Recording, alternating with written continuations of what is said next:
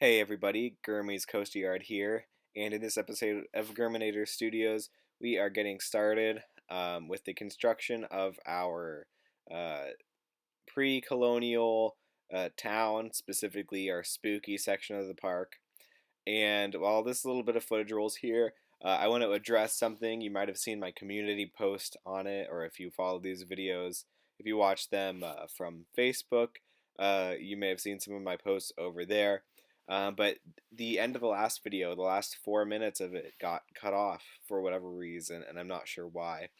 It's something to do with the export, but nevertheless, I am going to be taking a moment in the middle of this episode to go into real time, and we are going to just go over the changes in a little more detail and the things that you missed out upon. Anyhow, right here you can see me laying out the foundation for our town square, and I think something quintessential to like every uh, like Salem witch trials kind of thing is like a town square where all the townspeople and vigilantes gather. Uh, so that's I wanted to have that as sort of the focal point of this area.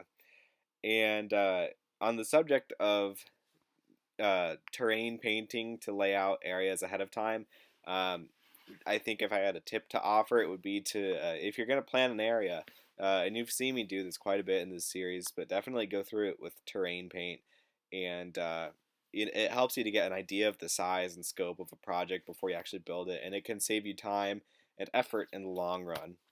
Anyhow, back to what's on screen. You can see I went through a number of scenery objects in the middle of town, but I settled on a guillotine because it felt, of everything that was available, it felt the most appropriate for like a witchcraft, witch trials kind of theme to the town square. Um, that's it's subject to change, but the way I was able to do it with a little porch piece there for the platform, I think it just worked from a scenic standpoint. And then along here, you can see me, speaking of using the terrain paint, using using it to lay out the foundations for the various buildings I want around the place. And you can see me working on sort of the main town hall building right along here. Um, Not that it necessarily has to be a town hall building, but that was my idea to have sort of a slightly bigger building. Keep in mind, this is pre-colonial America we're talking about, so these are still going to be log cabins and not anything too elegant at this point. Um, However, yeah, I don't know where I was going with that. However, so you'll see too the cabins go through a number of sort of design changes. One thing I included on these that I don't normally think to include on like Western scenery, which is the wall set I'm using, are these chimney pieces, and that may be something I have to consider for the uh, for when we do our Western section of this theme park. But the chimney pieces are great, and it comes as a set of a wall, like a wall base, just a wall with the whole chimney and the roof piece, and they work great in these buildings and add a nice little bit of detail. So I decided to go with that, and I feel like wood burning stoves would have been common in log cabins, so that's sort of what I figured it could represent. And you can see I'm trying to include some variety with the cabins. Most of them are single story cabins, because obviously you wouldn't be housing a ton of people, and but I figured I would include a couple that were 2 stories just to add some variety. And then you'll see with our town hall, we included a little stable door section on the one side, and we also have a stable right here. And this building was more specifically meant to be like a barn or a stable. So you can see it is a bit taller and has the stable doors and is not so much divided into like a small stable garage type thing in a living space or whatever. Not that there's any specific way you have to build things like this, but again, in the interest of adding variety, that's what I decided to do for that build. And then these final 2 cabins I'm building are basically just carbon copies of the other 2 I built. All pretty straightforward in terms of just the roof and the little stovepipe and the doors and everything. And then I'm just outlining it with the leafy path there. So outside of the main town square, I don't really want there to be much pavement, and I want it to feel like it's set in a forest and really have that dirty, like grungy sort of feel outside of it.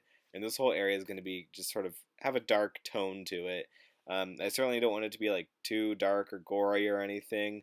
Um, but obviously, when you're dealing with like the Salem witch trials and just the spooky themes in general, you want it to feel unique and like it works.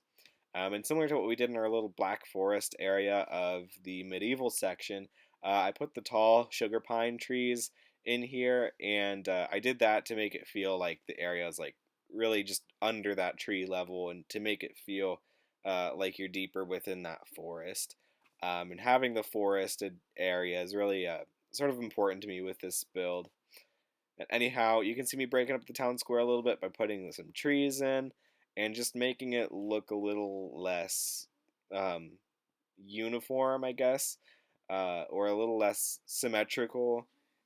And I did that just to sort of break things up a little bit. Along here, you can see me starting on my normal planters that I design, but I decided to try and make it a little more spooky and go with that theme some more. So you can see I went through and found some of the spooky hedgerow pieces and used those on the outlines, and I messed around with some more stuff. I believe I keep the sugar pines in the end, but I'll let you guys decide. But I'm not completely set on the final look of these. But I also went with the different like spooky bushes or whatever they are called right along here, just to make it look a little more dirty and dry and dead. But I'm just not sure. It's a little too jagged and spiky for my taste, and it adds a little too much brown, I think, to this area. So I may go through and change that, but that is to be determined, I suppose. And here's just a bigger little planter area with a big, I think, oak tree, the dead oak tree right there. Um, and yeah, just some more experimentation. Uh, there's certainly quite a lot of variety that we can achieve. But for right now, we're going to go into live action mode. Hey everybody, live action Gurmy here, and here you can see our town square that we just constructed. But over here, down the way, is the entrance area that we created for this spooky section of the park. Um, and obviously, you saw me in the last episode build this little gateway to our access road on the little wall here. And then after I built that, the footage, for whatever reason, cut out. It was a problem with the export, so I'm going to have to make sure that doesn't happen this time around. Anyhow, what we built afterward, I mean, really it's just these two towers, and I posted screenshots of them on my community tab and what have you. But yeah, I built a little tower here with a little banner on top. Just something to sort of stand tall right at this entrance. And when I was done building that, I had my 1x3 planters along here, and I had an extra 2 tiles remaining that I was just gonna put pathways over. But then I thought, well, I could do something interesting with that. So I sort of extended backwards a little keep or whatever. The building looks kind of church-like, almost like a chapel, but I didn't assign any specific meaning or whatever to it. It could be that or it could be anything. But I thought it looked cool. And then, of course, right along to the side, I had another little tower. And I don't know what I was thinking because I really did not do anything or much of anything with landscaping for the shrubbery or anything along here. So that'll be something we'll have to work on in the next episode, I suppose. But nevertheless, that's all the updates I have on this little section. And I have a completely side track of a project unrelated to this section of the park entirely. And I'm going to roll that footage now and talk about that. So I will see you back in time-lapse mode. And we're back in time-lapse mode. So I decided off the cuff that I wanted to have a ferry boat ride in the park. And this was actually a bit of an interesting project. Initially, I was just going to sort of place this boat ride here and call it a day. And I what I ended up having is a boat ride because I wanted it to go around the rock in the middle, sort of around the entire lake. So I put another station on the back end, and eventually that station will sort of offshoot into the western themed area. I figured that would probably be the most fitting area for a ferry boat ride to go. So this will be a nice transport ride and leisurely ride to get from one side of the park to the other if you don't want to walk the whole way. Not that it's a long walk or anything. Anyhow, here you can just see me working on the queue a little bit. Um, Nothing too crazy.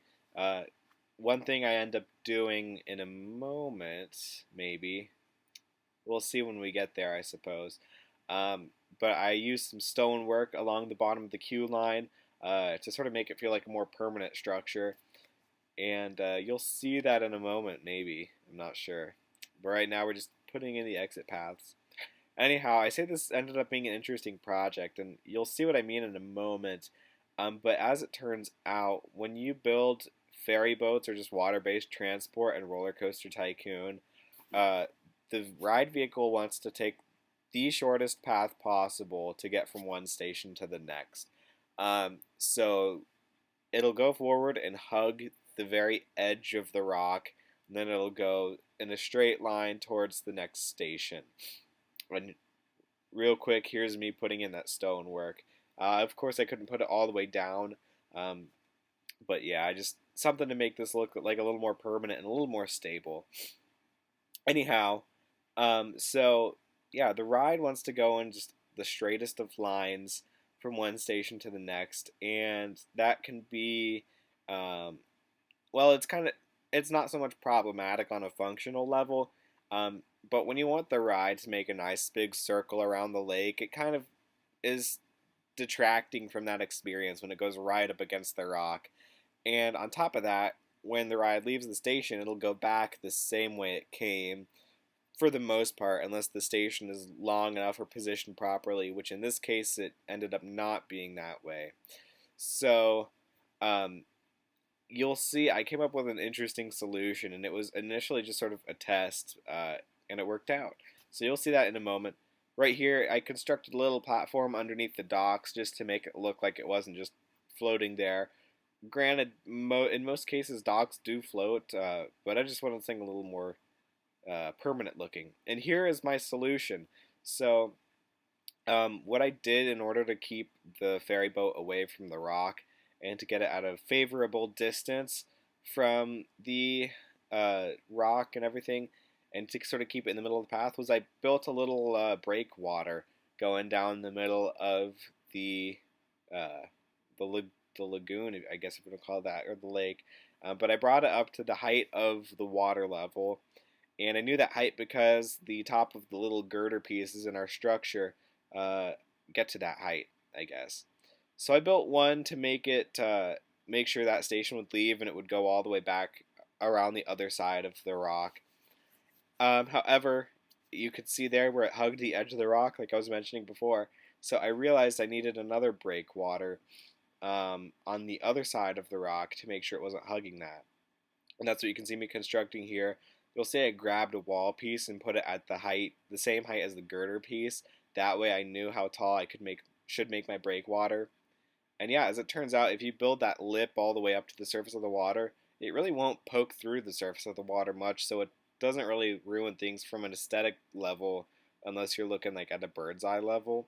Um, so in that regard, it works just fine. But functionally, it'll keep the boat from going through it because the boat will think there's terrain there. Because technically there is. I mean, if it were in real life, it would not be able to go through there.